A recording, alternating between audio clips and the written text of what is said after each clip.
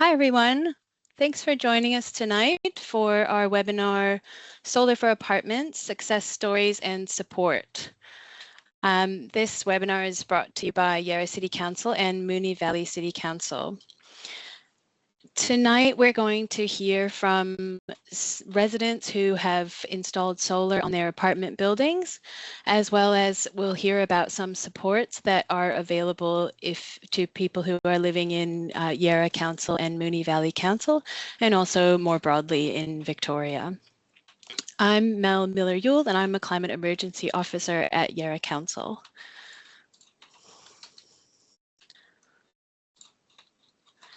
And I want to begin by acknowledging the Wurundjeri Woi-wurrung people as the traditional owners and true sovereigns of the land now known as Yarra and the land that I'm joining you from tonight. We also acknowledge the significant contributions made by other Aboriginal and Torres Strait Islander people to the life in Yarra and pay our respects to elders from all nations and to their elders past, present, and future. Before we begin, just a little bit of housekeeping. Microphones are on mute and your cameras are off tonight as the session's being recorded.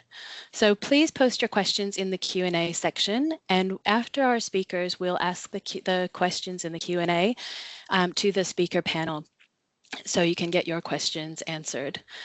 Please do not use AI recorders. The session will be recorded and this will be sent around to everyone. So firstly, I want to talk briefly about some of the supports that are available for apartments wanting to get solar in the city of Yarra. If you visit yarracity.vic.gov.au/solar apartments, you'll find lots of information, including a new offer that we have for free solar feasibility assessments for apartments. And you'll hear more about these in tonight's presentation. We have Will Anstey from Illume Energy joining us to tell you more about these solar feasibility assessments that we have, and also more about shared solar. You'll also find information on the Unlocking Sustainable Strata guides. This is a series of guides that, with lots of information on how you can make your apartment, townhouse more sustainable, improve energy efficiency, electrify, and install solar. And there is a series of guides for different types of apartment buildings, from townhouse to low-rise, medium-rise, and high-rise apartments. You'll also find a link, excuse me, to Yarra Energy Foundation's Guide to Solar for Apartments, which has a lot of information, tips, and the how-to of how to get solar for your apartment. And you can also see information on the Yarra Home Energy Upgrades Program, which is now open for applications to concession card holders in Yarra. And that program provides subsidies for energy upgrades, including solar and reverse cycle air conditioning, hot water heat pumps, insulation, and draft proofing. You can also visit solarsavers.org.au to connect with solar savers who will connect you with free advice and quotes from trusted suppliers for solar, and not only solar, but also batteries, hot water heat pumps, reverse cycle air conditioners, insulation, draft proofing, and home energy assessments. And of course, you can visit solar.vic.gov.au to find information on Solar Victoria rebates. You might be aware that the Solar for Apartments rebate is now open. So this round of Solar for Apartments rebates includes all of the eligible apartments from the previous rounds, as well as some additional eligibility, some additional apartments that are eligible to include some larger buildings. So please take a look at those. And without any further ado, I'd like to introduce, oh, sorry, that's for the end. I'd like to introduce Will Anstey, who's here from Illume Energy, and he's going to share information on shared solar and also about the free solar feasibility assessments that are available to residents in Yarra and Moonee Valley. Thanks, Will.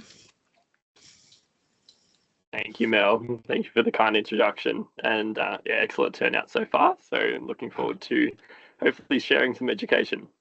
So to introduce myself, my name is Will Anstey, part of the, housing partnerships team here at Illume.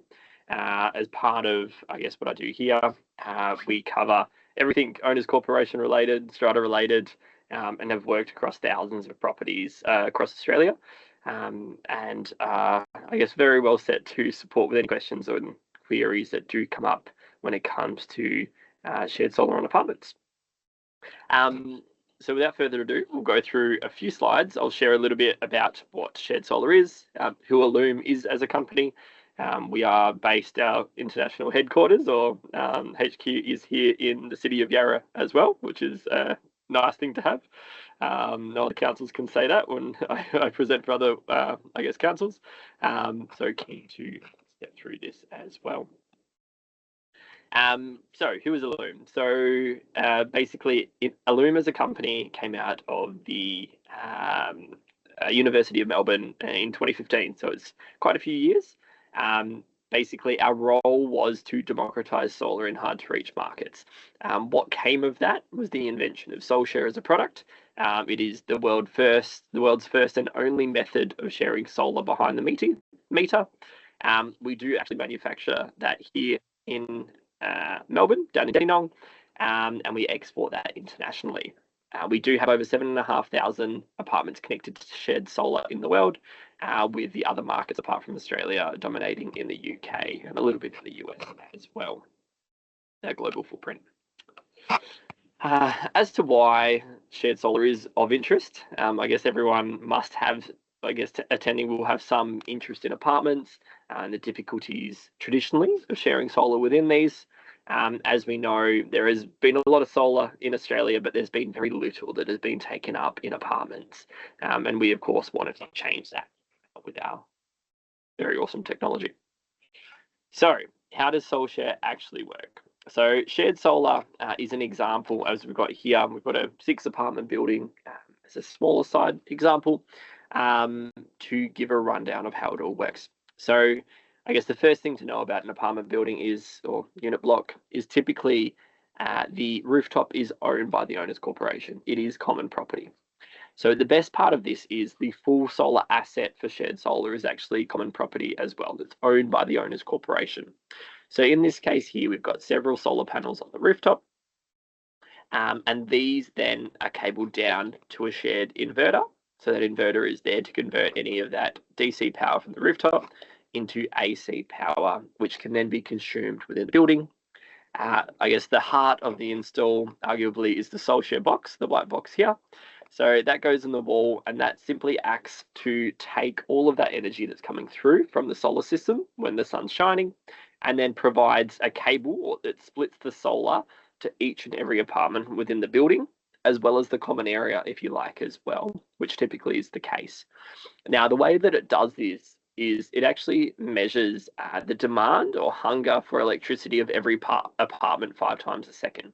So it's constantly looking at the hunger of every apartment, unit 1, unit 2, up to unit 6, as we've got here with the 6 meters, the green boxes there. And then what it does is then shares solar accordingly. So basically everyone can access a much larger portion of the overall system than what they could do is if they had an individual solar system for their apartment. Now, the best part of this as well is typically with any solar for apartments funding is the system will be set up to share solar in a period of time, which is per calendar month, as close as we can to lot entitlement. So as close as is electrically possible for the building. So what it means is everyone's sharing, getting best utilization of that solar on the rooftop. And then it is also ensured that everyone is getting fair benefit from that system as well, which is especially important because it is an owner's corporation owned asset. So it must provide benefit as decided upon, whether that's equally or as per lot entitlement. So the best part of this is you just minimize the amount of solar that goes back to the grid, or where everyone sells a portion of their allocation back to the grid, as is typical for any solar system. So, if you're not consuming that energy, it has to go somewhere. It goes back out through your own meter. Now, you can always add batteries as well. It's becoming quite popular in other programs with the recent Community Home Batteries program. So there is always that option as an additional piece. And you just basically tack on a battery to the inverter, as long as the inverter is a battery capable one. The best part as well with all of this is every resident can then go and see how much energy they are actually consuming within their own portal. So that's just a web-based portal. You can look at it on your phone. You can see what your 24-hour energy demand is, how much solar you're self-consuming, how much is being provided to you in total. And then you can also look at that to see, how do I better get better benefit from this system? How do I consume more solar as a resident or as an individual rather than sending it back to the grid? Because you may be purchasing it for 30 cents, for example, depending on who your retailer is, and then you may only be selling it for 3 or 4 apartments within the building, 3 or 4 cents, sorry, back to the grid. Oops, scroll the right way. Perfect. So to give a little bit more information on how that's done, we have basically we measure that 5 times a second. So it's a lot of data that goes into it. That data doesn't come out to the end monitoring portal because SolShare's sitting in the background doing all the hard work. But this graph gives an example of a traditional solar system against a shared solar system. So you can do individual systems where you have a baseline amount of solar, which is capped out by that small solar system. Traditionally, before a loom came along, you might divvy up your roof space into small sections. So it's individually owned assets on commonly owned rooftops. You can still do that, depending on the building type. That may be the best approach, but we find that a lot of the time it ends up being the shared system approach. So basically, a good part of this is a lot of people in apartments do have varying, usage profiles for energy. So you may have people that work from the office during the week, Monday to Friday, 9 to 5. So there's not much daytime usage during the week. But then on the weekend, they might have a higher priority for energy consumption. So it balances that across the month or calendar month to ensure there is good impact being provided to everyone. And then as we can see here in the bottom graph with the SolShare, everyone can access a lot more solar at any one point in time. And then if you're not using it, there's not the requirement of sending it back to the grid and getting very little for it. A quick one as well. A common misconception is a lot of people do think that there needs to be 100% consensus with these projects. In reality, the decision-making process is no different to doing a common area solar system or any other type of special resolution within a building. And then you can, have full uptake within that. Under the grant so far in round 1 and round 2 in Victoria, 92% of the projects have been full uptake and has been enforced by an owners corporation level. So there, I think there's a partial uptake in the comments as well. So good to see that too. So basically what that means is when it goes to vote, as long as you have at least 50% say yes and no more than 25% no, that project can go through as an interim special resolution. And if you get above 75, it goes straight through as a special resolution. You can then have finance as well as included within that.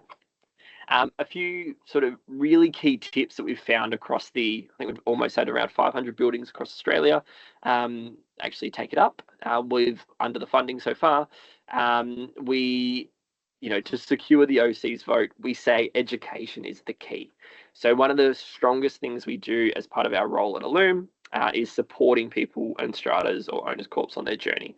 So it's opening up dialogue, basically giving the opportunity for everyone within the building to do their own due diligence and actually, be able to ask their questions, ask questions on how the project may go forward, how they will be impacted. This is particularly important for any investor owners or landlords within the building as well. We usually get a really high uptake, probably 50% high likelihood of the project going ahead, where we manage to have a Q&A. We provide them fully free of charge, and that's all online to keep it nice and simple, although we can attend in person if we have the time as well. The other part of that is securing the right quote. So as part of, we do have independent solar installers that do install the product. They just have to be certified. So we're completely agnostic to solar installer. However, we can suggest ones that do have a strong track record, but we are independent from that side of things, which is very important in the strata and owners corporation space. And of course, reducing that out-of-pocket cost is very, very important for everyone involved to then save money on these assets. I will strongly, mention that the lifetime of solar panels these days are 25 to 30 years from a warranty perspective, lifetime should be longer. So this is very much a long-term investment with a very short-term payback period with the grant funding as well. There are, of course, many financing options as to how to pay for these assets. You've still got your maintenance fund or capital works fund. You can do a special levy, and there is third-party finance through providers. I mean, Lanoc's an example, Smarties. There's many that work in the space, but they're the most two popular ones in the out there at the moment. Or you may use a hybrid of all three options just to minimise that impact to everyone within your buildings community, especially. And as mentioned, there is, the significant amount of funding. It is capped at the $140,000 per building, but we have got buildings now above 50 apartments. It is still capped at that 140K though. If you do have multiple OCs, definitely send them through. Can have a look and let you know whether there might be multiple grants available for your building as well. That is all paid directly to the solar installers. So it minimises that out-of-pocket cost directly with the owners' corporations, though, which is very important because some OCs do run fairly slim as well. It's just how it is. One of the big things that we do provide, especially under the City of Yarra's program, is our feasibility assessments, just to help get an idea on what things will look like from the get-go before engaging too much time and effort within the process. So that'll outline an estimated grant amount, some savings, a payback period. If we look at this example, it was an amazing payback period change with the grant, noting a 30-year asset lifetime. That's a great return for that as well. And then there's a lot of supporting documentation to help support any residents looking for more info there. And then anyone in the building, Solar Champion, will take this up and then share it with their committee and their owners. And then you can even book via a link within this document as well. That covers things from me. Mel, I'll hand back to you. Thanks. Excuse me. Thanks very much, Will. A lot of information there, and we've got a lot of questions coming through. So I might ask you a few questions now before we introduce Murray, and then we'll go on to Murray, and we'll come back to the rest of the questions at the end. So we have the first question here is from Robin, and Robin asks, we have the Illume system in our apartment block, but only 15 out of 60 plus apartments are hooked up. Given very low feed-in tariffs now, is there a better way of using excess electricity in summer? For example, allowing it to go to the common electricity? It's a good question. I would assume maybe with 15 with a subsection uptake, you may have maxed out a sole share itself. So to give some context, each sole share, it is a modular product, so it can connect up to 15 tenancies per product. So with this, the common area would need to be a connection within that product as well. So noting that, I guess, especially in summer, with a lot of solar being produced, there may be an option to then add a battery to your system as well to capture some of that energy for evening usage. It will depend on the setup of that system, whether you want to get, depending on how long the system's been installed as well, you may want to get another 12 months worth of data to make sure you're making a fully informed decision on the best approach from a battery point of view. Other than that, though, I would definitely say trying to shift as much of your energy usage to the daytime is really important. Pre-cooling your home before the sun goes down is a really big one. Increasing, I guess, the efficiency of the thermal envelope of that apartment as well, to make that worthwhile also. Whilst there's free energy, you may as well have your aircon running to, bring down the temperature within your apartment. Thanks, Will. I'll ask one more question now, and then we'll go on to our next speaker and come back to the questions. So this one is from Chris. Are you aware of any challenges with installing solar on heritage-listed buildings? So I can give a bit of context in the City of Yarra, and then I'll hand to you, Will, if you have anything you want to add more broadly. So in the City of Yarra, we have some guidance on our website, which gives a lot of information about installing solar on buildings that are in a heritage overlay. So we can pop that link in the chat. There's a PDF that you can download that gives guidance on preparing a planning application if one is needed. If the solar is not visible from the street, you do not need a planning application. If it is visible from the street, you do need to apply for planning permission, but you don't need to pay a fee. So we've waived the fee for planning applications for solar within the city of Yarra, and you can use that PDF to give you the guidance on how to prepare that application if it's needed. And usually the companies that you're working with, so your solar company, and if you're working with a loom, can also help you with the requirements that are needed for that application. Will, is there anything you want to add more broadly? Covered it all, Mel. You've done well. Great. All right, we'll leave the questions there for now, and we'll hand over to our next speaker. Murray Griffin is a resident in Yarra who has installed solar along with the other residents of his apartment building, and is going to share his story. Thanks, Murray. And Will, you might just have to stop sharing your slides. Thanks. Thanks very much, Mel, for the opportunity to talk about our project, and congratulations on those great resources that are available. And congratulations as well, Will, because the Loom model is a fantastic model for a great many apartments. And thanks everyone here tonight for showing interest in solar for apartments. A bit of background on our apartment block. It's a 2-storey block of 18 apartments, and it was built in 1938. And just for a bit of broader context, in 1938, the average global temperature was only 0.26 degrees above pre-industrial levels. Now it's 1.5 degrees above pre-industrial, which highlights the urgency of us all taking whatever action we can. 3 years ago, we completed a voluntary solar PV system bulk buy for apartments in the block, which was coordinated by a company called Green Home, Green Planet. 10 apartments out of the 18 opted into the project, with 3 of those owned by landlords and the other 7 owner-occupied. The project involves individually owned 2.7 kilowatt PV systems, so that's individually owned, not a shared model. And participating owners, whether they were landlords or owner-occupiers, were eligible for solar homes grants if they met standard solar homes criteria. The cost of the solar system for each participating apartment was $4,634, and most of us were eligible for a $1,400 Solar Victoria grant, which took that price down to $3,230. Then, in addition, some people opted to take advantage of Solar Victoria's additional offer of a $1,400 interest-free loan, repaid over several years at about $29 a month. And given the savings on electricity bills, the loan made good economic sense, at least for all the owner-occupiers.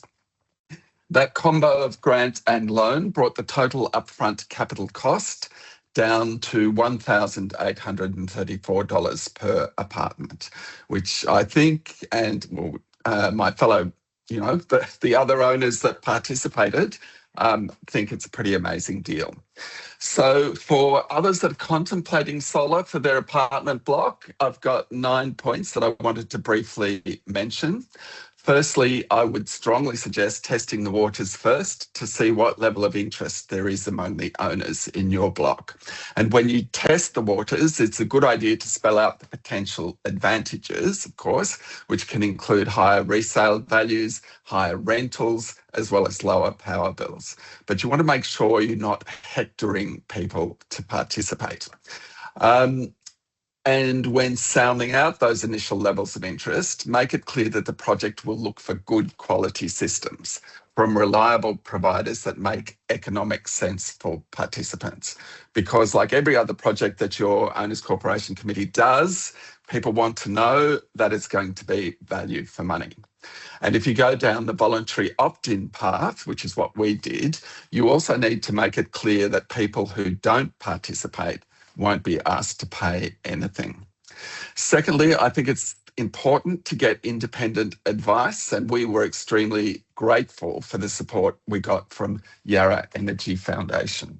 Our project, I don't think, would have happened, or possibly wouldn't have been successful without their expertise and support. Thirdly, if at all possible, get at least 2 quotes. That's just standard practice for projects of this sort of scale, and it helps to give you and others comfort that you're making the right decision and with the right people. Fourthly, keep everyone informed at key stages along the way, through your Owners Corporation annual general meetings, for example, through your Owners Corporation committee meetings, and when appropriate, through special mail-outs that you would send via the company that manages your building on behalf of owners. Don't drown people in information. A lot of people in your block are not going to be as obsessed with solar as you are. Keep your communications clear and concise, but you don't want to be springing surprises on people either. Also, be clear about who needs to be told what. For example, your committee needs to be shown both quotes when you get those 2 quotes, although you can suggest it, you know, it's open to you as the champion, I guess, of the project to suggest, you know, which quote seems to be the best option. However, when you go to owners, you don't need to send them both quotes. You can just say, this is the quote that the committee recommends, and tell them that a second quote was obtained, but the committee felt it wasn't as good. My 5th point is that you need to make sure the project doesn't turn into a battle between pro and anti-solar forces. These are your neighbours and you want to stay on good terms. There's also a project relevant reason for staying on good terms, because at some point you might need to get 75% of owners to vote in favour of having individually owned panels on the shared roof space. So strategically, you want to be on good terms with as many people as possible in order to ensure you get that vote across the line. My 6th point is that you need to keep in mind that if you opt for individually owned systems, as we did, you will probably need an owner ballot to lease public roof space for private systems. And then you'll need lease agreements drawn up to allow individually owned solar panels to go on the roof. And your strata manager will arrange this. It's fairly straightforward, but the lease agreements will cost a couple of $100 each. 7th point is that if you need to remember that whatever system you go for, you might well need planning consent from council, and you need to allow time for that to happen. My 8th point is that you need to keep in mind that while most of the work is on the roof and outside individual apartments, there will be some work within each apartment to connect everything up and perhaps to install monitoring equipment. Finally, my 9th point is that on completion, you should remind people to check their energy plans to make sure that they're getting the best deal to take advantage of their solar system. The difference between a good and bad plan can be several $100s a year in bill costs. 3 years down the track, I have a couple of observations. Firstly, people who participated are really pleased with the result, whether they're owners, owner-occupiers or landlords. And owner-occupiers are, of course, pleased with the difference it's made to their power bills. And just as importantly, there is nobody who didn't participate who is angry that the project went ahead. And I think that's a great achievement. Secondly, the process has created an openness to further projects. For example, at the moment, we're looking at options to replace the gas hot water system that provides hot water to all apartments. And we're investigating replacing it with a small commercial-sized heat pump system, potentially powered by some additional PV on the roof. I'm not sure if that will go ahead. It's quite complicated. We're getting independent expert advice at the moment, but I can be completely confident that if it doesn't go ahead, it won't be because of internal conflict. That's it from me. Thanks, Mel. Thanks very much, Murray. That was really interesting, packed full of good advice. And I'm sure we'll have some questions coming through for you in the Q&A. But first, I'm going to hand over to our next presenter. Tim is another resident solar on And Tim has gone with a different option from what Murray's apartment building has done and has installed a shared solar system. So thanks, Tim. You are now a presenter, so if you'd like to turn on your camera and unmute yourself, we would love to hear your story. Yes, thank you, Mel. I'll go camera off, but I will go on mic, and I have some things to share.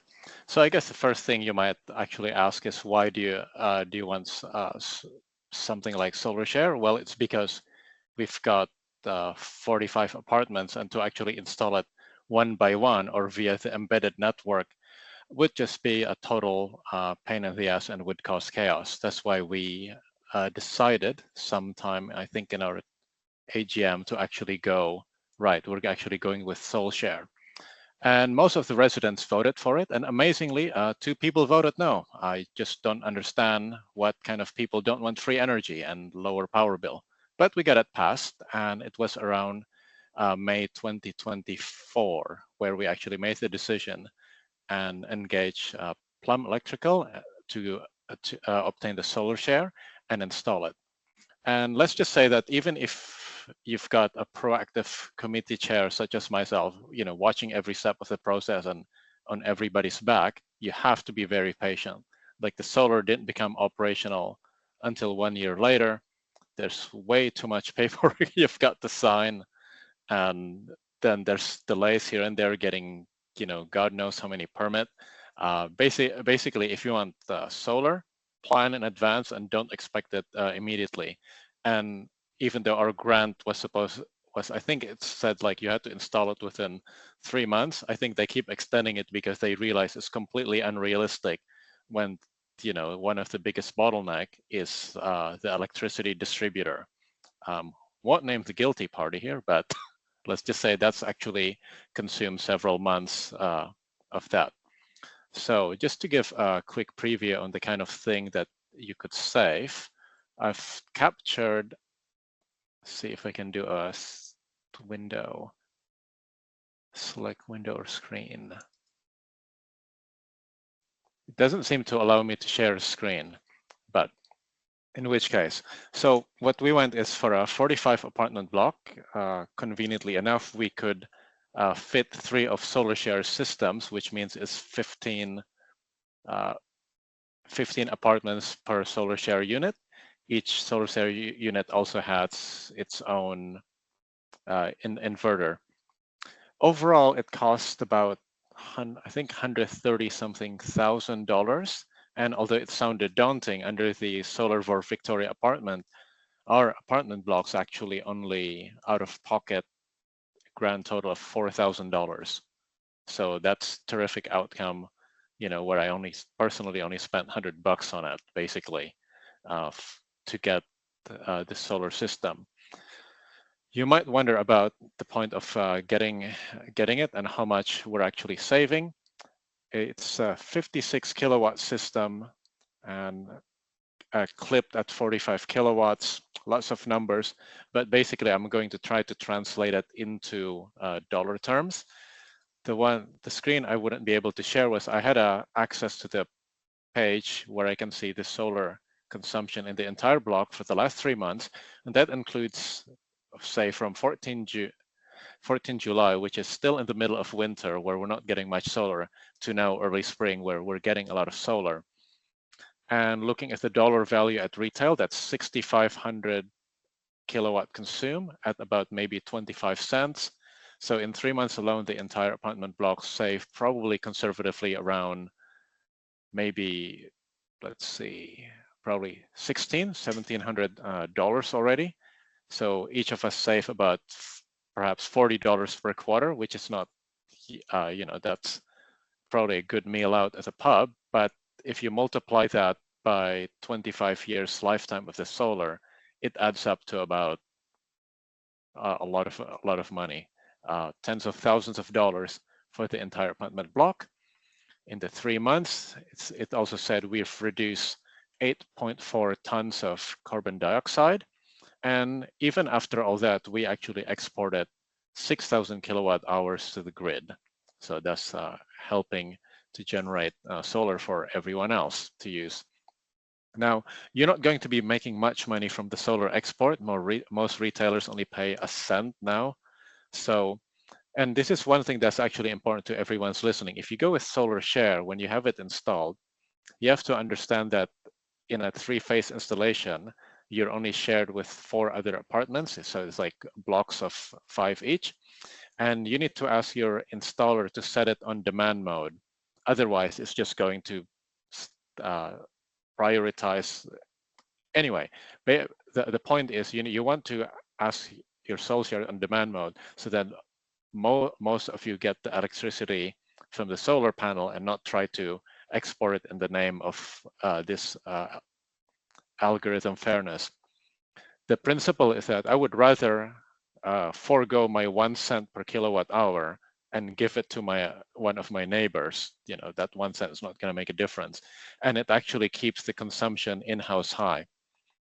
On a good sunny day like today, I'm actually, so far today, it saved me 40% of my energy usage is solar. Basically, I have free electricity today from 9 o'clock to 4.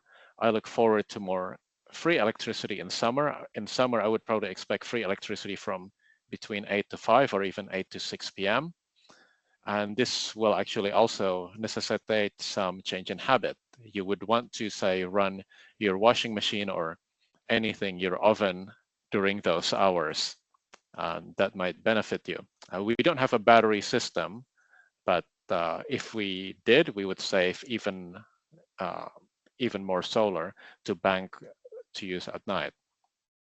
Now, this, I think I caught the tail end of Murray's presentation, and this also has encouraged our committee to look at more green options.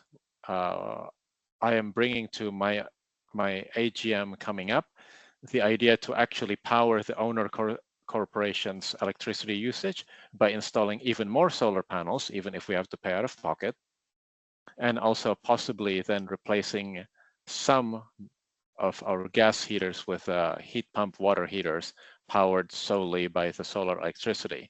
So in a way, you can see that this installation, not only it will cost you very little, but it might start a virtuous cycle. And the fact that the installation doesn't have to be complicated because of the solar share equipment, which just manages it all for you, and you don't need to worry about it. So I'll leave that for now. I don't know how I'm going with time, Mel. Hopefully that's quite a lot of information, or unless you have any questions for me. That's great, Tim. Thank you so much. Yeah, we've got some questions in the chat. I'll put my camera back on.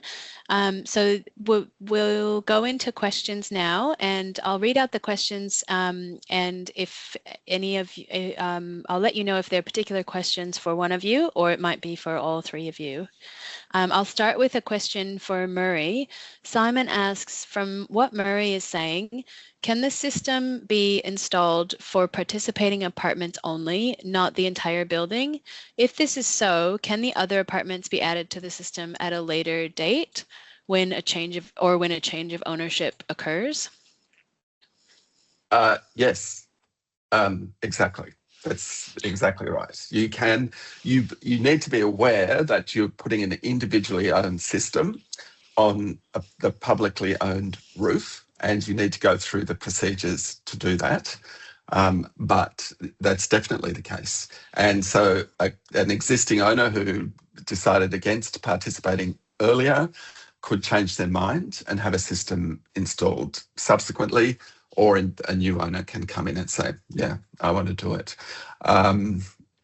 Yeah, so it is possible. Thanks, Murray. And there's a follow-up question for you from Katie. Did you accommodate for those who didn't opt into this round to leave space on the roof for the future if they change their mind? Yes, we did. We did. However, with our hot water system, it might be the case that, I don't know, that we're still investigating what we're going to do with our hot water system. So that might be a further a constraint. But certainly with the initial design, there was enough for all 18 apartments to eventually have the same size system. Thanks, Murray. And Tim, did you have anything to add to that, the Yeah. question about whether participating apartments could be just some of the building? Well, we took a different approach because I worded the special general resolution differently. Is that the whole apartment block is going to support this and everything that they need to within their powers to facilitate this. And an SGM only requires 3/4 of I think of all the entitlements to actually pass. And like I said, I did see two dissenting, but we're like, doesn't matter, overruled. So if you word it that way, I actually think it makes it for a simpler install. And I might add, because the install involves moving, scissor lifts going up and down the roof, and it actually costs more money. I would personally, if given that situation, I would advise against it, because what you're paying for a lot for is just set up equipment coming in, disconnect the electricity for different days, and then you'll be doing it. Oh, next year there's 3 more apartment who wants in, and then you'll be doing all this outage management. I decided, as a long-standing chair, to just go, nope, we're either doing this or we're not. We're doing this, good. 75% of you vote yes, we're all in. Right. So it's great to hear that the two different approaches there. And I guess it's probably something that you might like to point out to the owners in your building, if you're applying for solar now, that the solar for apartments rebate is available now. So now is a good time if they want to get involved. So the next question is from Simon. What expected savings per year can be expected per solar panel or array? And this might be a question for everyone. I think Murray and Tim, you mentioned a little, you both mentioned the savings that you've seen, but it might be good to just have a response from everyone on the panel. Yeah, so I've been tracking my own figure obsessively the last 2 months or so. I'd probably say for at least our block, and this is assuming you install, our installation is basically 56 kilowatt clipped at 45 kilowatt for 45 apartments. So let's just average out, we get 1 kilowatt panel each, right? 2 panels each. I am saving between $1.60 to, one day I had 10 kilowatts. So that's basically probably $2.40. And it also depends on the timing, as you know, peak hour is 3 to 9 p.m. So yeah, add up in a year, you probably expect, I am expecting to save myself probably $500 to $600 a year in my electricity bill on a 1 kilowatt panel basis. Great. Murray, do you want to share your savings? All right. This is where I have to confess, because I thought I would be the kind of person who's like Tim, who would be obsessively monitoring it. But as it turned out, I'm not. And also my living circumstances changed somewhat. All I can say is that everybody has noticed, that their bills are a lot smaller. I can try and get some data together that could be circulated separately. But yes, I thought I would be the kind of person who'd be obsessively monitoring it. As it turns out, no. So I can't really answer that question. So the message is solar is for everyone, not just people who obsessively monitor their energy usage. Yeah, exactly. Yeah. Will, did you want to answer that one as well? Yeah, definitely. Thanks, Mel. We find that, it can be very varied. I know for any assessments that we do provide for anyone that wants to get an assessment, it is an average figure, and we try to be a little bit more conservative. We do find that, depending on the level of electrification in your building at the moment, your savings figures may change in the future as, people go further and further off gas in the future, if that is what eventuates, which is, quite likely. It can be very varied though. So it's really about making sure people do shift some of the energy behavior to save more money. Of course, depends on your household sizes. There's a lot of variations in the savings. I would say even with normal solar on a standalone property, to get within 10% savings within the estimate is very hard, but it goes both ways. So it's either higher or lower, but it's always good to make sure everything's working in order after the installation is done, and then looking at how you can then further maximize savings. But from a rough guess, we say around that, $300 to $500 is pretty typical under the Solar for Apartments program annually per apartment. Great. I think thanks. the only other thing to add on that is the common area, of course, gets some savings as well, depending on your owner's corporation type. So you will have some savings accounted for within that as well. Great. This is another one for you, Will. Can batteries be installed as part of this system instead of excess solar being sent to the grid? Yeah, absolutely. So there are a couple of different battery options. We find that the easiest one, when taking into account that there isn't a lot of locations within strata buildings or OC buildings to actually install batteries, is to do it as a shared battery associated with the inverter and then shared via the sole share to the residents, which does allow the sharing of solar that would have otherwise been exported during the day later in the day, or at times when the solar system can't keep up on its own. So the battery, can definitely be installed with the Cheaper Home Batteries program, which came in this federal election. There's significant savings on that. It's definitely something to be explored. At the bare minimum, have a battery ready inverter would be my suggestion. Things are changing very quickly in the space, so it's hard to keep up, of course, but that's probably my 2 cents to pass on that. Great. Thanks, Will. There's two very similar questions from Simon and Leah. I'll read them both out, but I think, Will, you'll be able to answer both of them together. So Simon asks, how is solar power, the solar power that's generated, equally divided between apartments? And Leah asks, how might we fairly split the installation costs and energy production between apartments?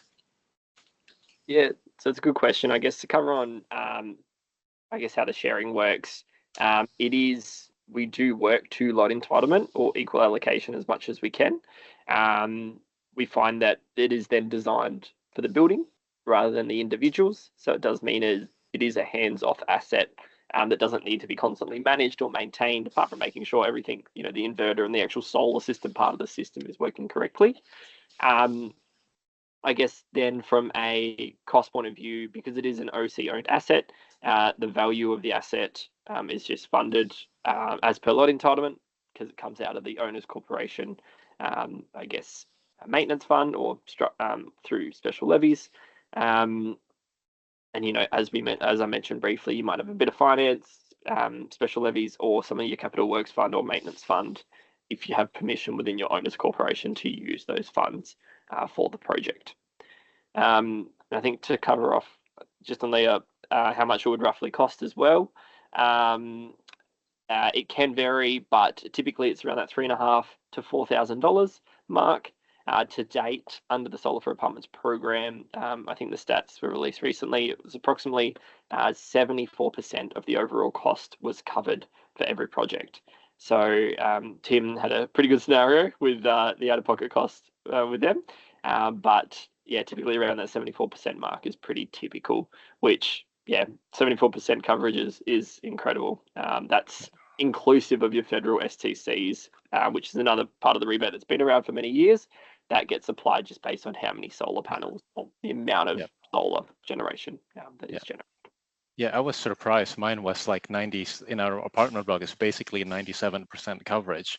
And one thing I do want to address about the fair, how is it the electricity is distributed once it's generated? Like I said, it's very important if you don't have whatever to actually ask for it to be on demand mode. Like imagine you've got two apartments and it's getting 10 kilowatts, but one apartment, nobody's home and might only be consuming one. In that case, I would rather my neighbor have 9, even though it might seem unfair, because I'm like, what I'm gonna do? If I get 5 kilowatts, I get 4 cents. An entire day. I'm not going to get anything. I would rather have my neighbor have that 4 kilowatt, saving them 80 cents rather than me getting 4 cents. especially if you don't have a battery. Like I said, then there's no point. If it's not distributed to you, it's lost anyway, I would say, in a way, to the grid.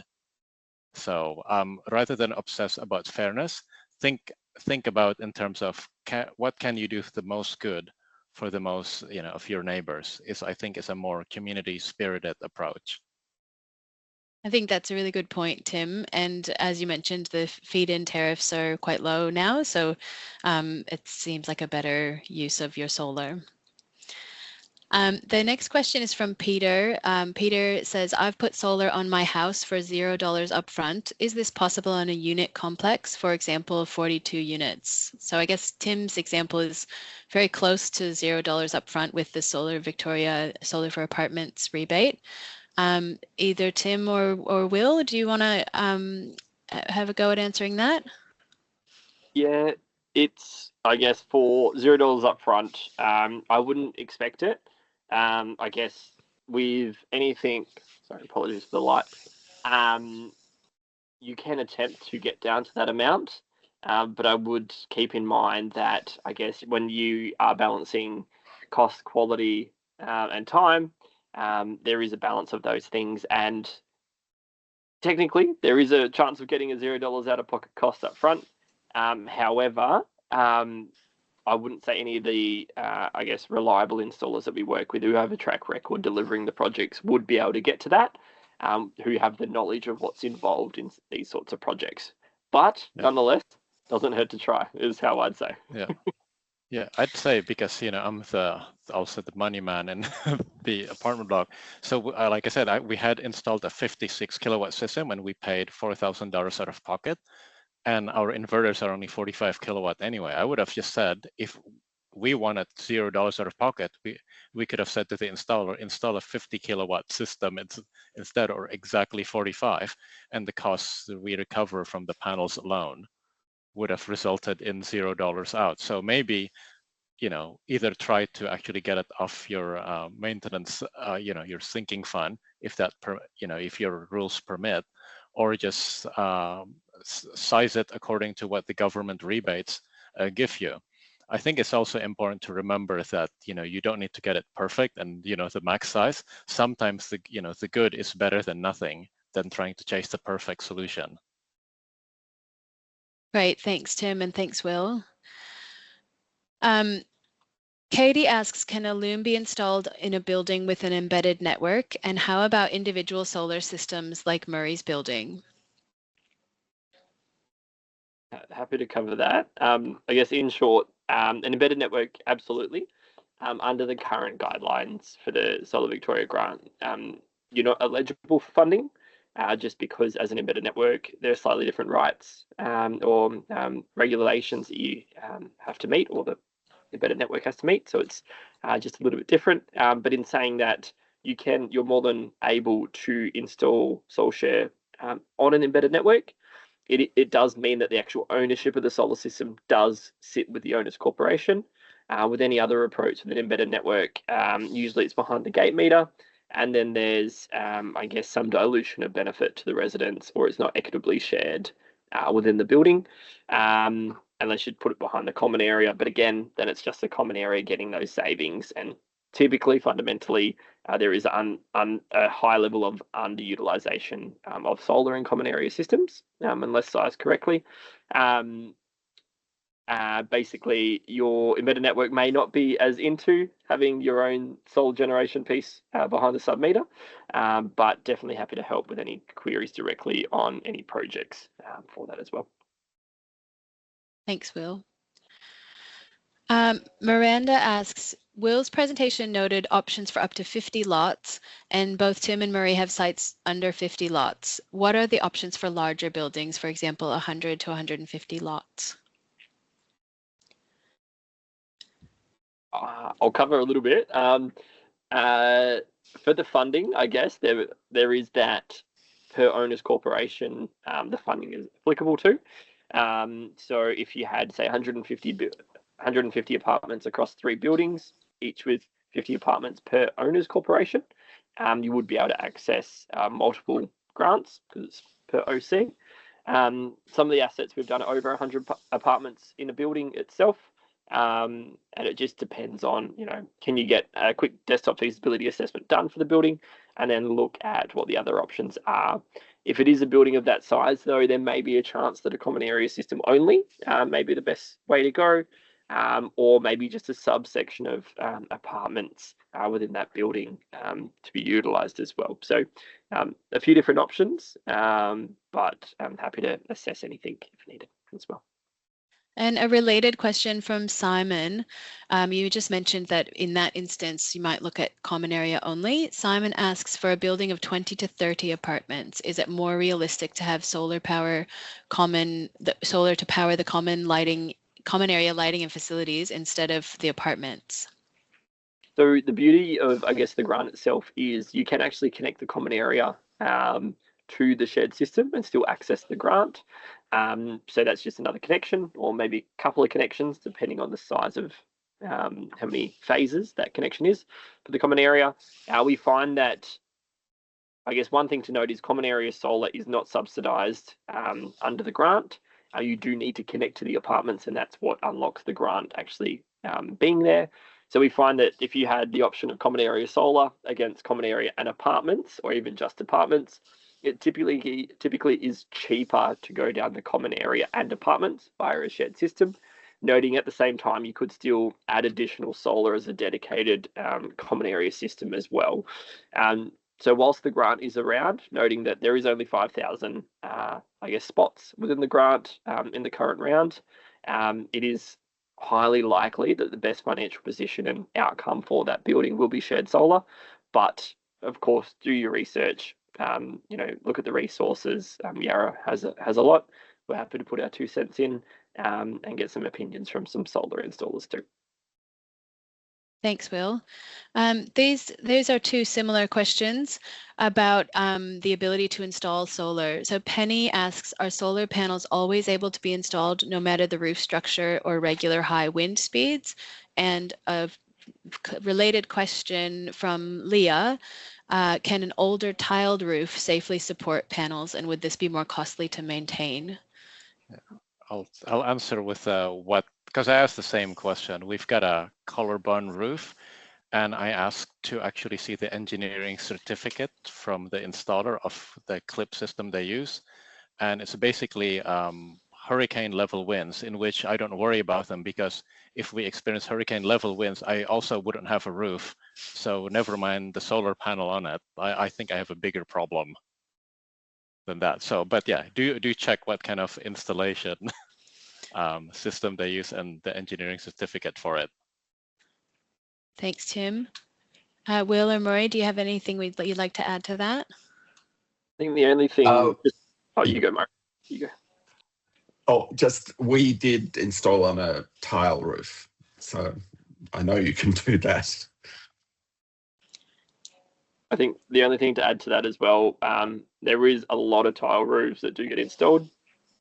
A lot of the New South Wales projects we do, there's I think a significantly more amount of tile roofs in New South Wales from what we've seen.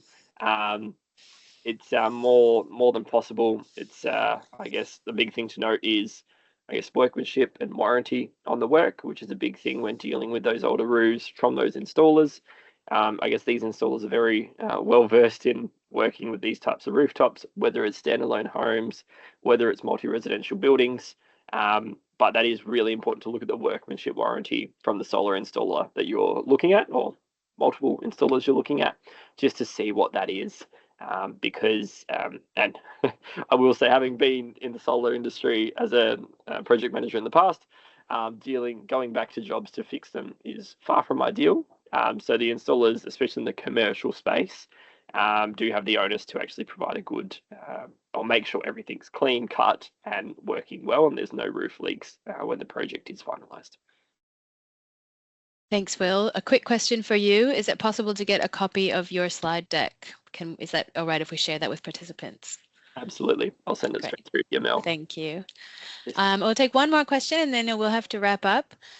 So if this is from Robin, if we wanted to add another module to our existing Illume system, do we ask a solar installer to tell us if we have space for more panels as a way of finding out if this is possible? Feel free to touch base with us. Can definitely help. I mean, ideally, it's good to use the same installer, but happy to, act as a bit of a consultant in where we sit. At least then, yeah, by using the same installer, you keep the same warranties and keep it all nice and clean. Yeah, can definitely discuss your options. Thanks, Will. There's a couple of questions that we didn't get to. So if we didn't get to your question, please reach out to us or to Will if your question was relating. Some of the questions we didn't get to were specifically about the cost of specific situations.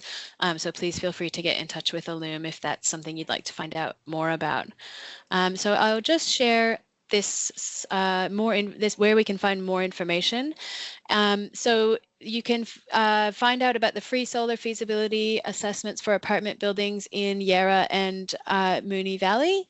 At those web links there, there's a link to Illume Energy, the Solar Victoria rebates, Solar Savers. You can see a video case study of Murray's story on Solar Victoria or at the New Joneses. Find out about the Yarra Home Energy Upgrades Subsidy Program, the Unlocking Sustainable Strata guides, and there's also further resources for apartments at the High Life Expo website. So thank you so much for coming along tonight. You'll also have an email in your inbox with these links and a quick survey. So we'd love to have your feedback on this session through that survey. Thanks again, and thanks to all our speakers. Good luck with getting the solar on your apartments and with your solar rebate applications, and please reach out if you have any further questions. Thank you.